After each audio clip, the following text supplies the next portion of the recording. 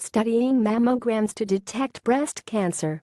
A study from the American Cancer Society estimates that a woman living in the United States will have a 1 in 8 chance of getting breast cancer. Ben Edwards, The Image Bank, via Getty Images. Breast cancer is the most common cancer in American women, except for skin cancers. Researchers at the American Cancer Society estimate that there will be 252,710 new cases of invasive breast cancer in women in the United States in 2017. Some 40,610 women will die from the disease.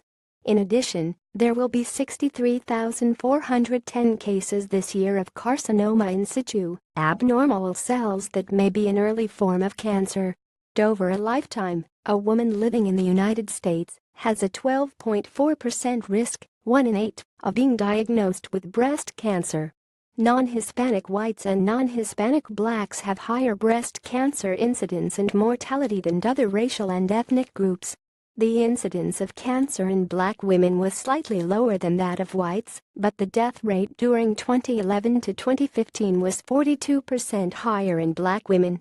Scientists have now identified at least 5 subtypes of breast cancer.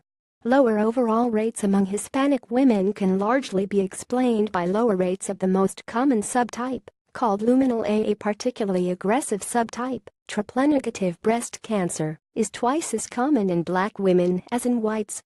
The widest differences in breast cancer mortality between whites and blacks are in Mississippi, Louisiana, Wisconsin and New Mexico.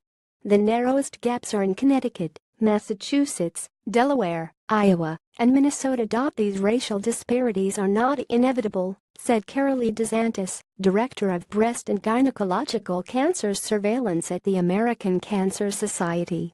Access to care, economic status, getting high-quality treatment early and beginning and completing chemotherapy are all factors, Ms. DeSantis said. In the 1980s and 1990s, breast cancer rates rose.